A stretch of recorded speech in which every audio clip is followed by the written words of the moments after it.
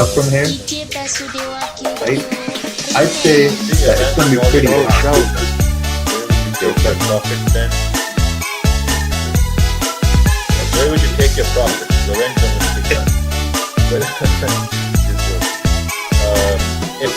It all depends on there's your plan. a very less chance I of say price it all the time, my profit because once you look left, you see that this candle here is not too right? You see this candle here through a wick. When you look further left, you see this candle here through a big wick here. So for me to take a buy here, it's going to be pretty risky because, you know, now I'm anticipating the price to continue up to all this area and then having a wide stop down over here. Right? The best scenario here would be to see if price is going to form some sort of support, maybe, you know, down over here. So you can say that, okay, one support we have down over here, and the next support maybe we have down over here to continue moving up. So in a way you're saying that, okay, you know what, we're trying to form steps. One step is here, and then the second step would be up over here. But we're not sure what's going to happen. So basically what you want to do is you have to wait. Handle and close. Let's see what happens. What this means is that you are selling high from an area which is a very strong area. Is this a valid trade when candle is moving against?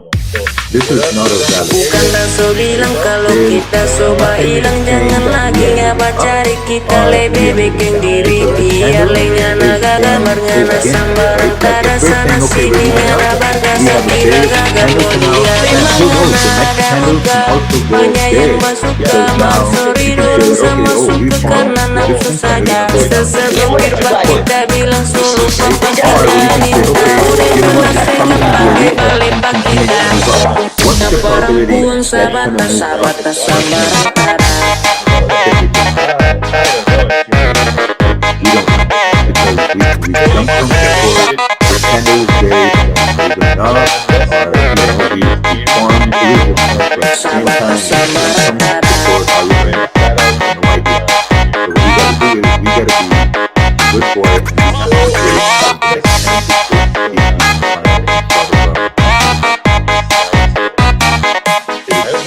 We have lebe kalau torang mau balik kalau gagal boleh kesan mari mampir lebe berharap lebe kalau torang mau balik kalau gagal boleh kerso bukan tapi tipe.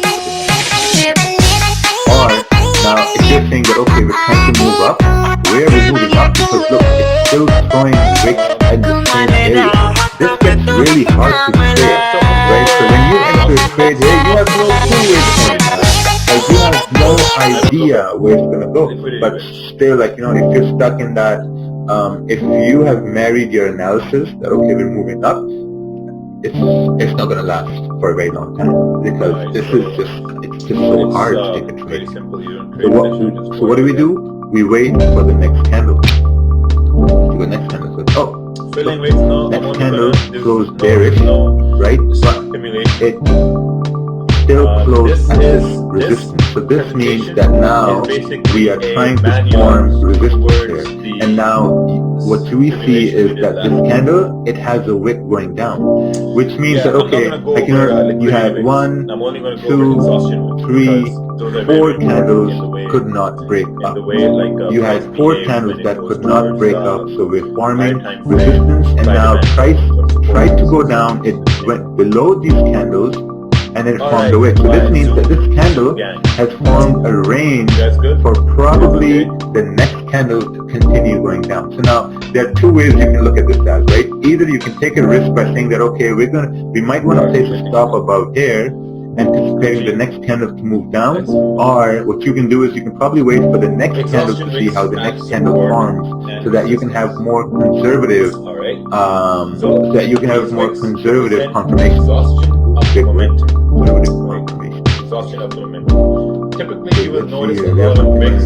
Is this webinar recording? Yes, it is recording. If it wasn't, a lot of people are going to come to my house. Which will confirm that the price let's see what next candle does. Perfect. Now we have a A very candle good moving example down. of this Right? Now would is be, this still a let's say good if you're driving a car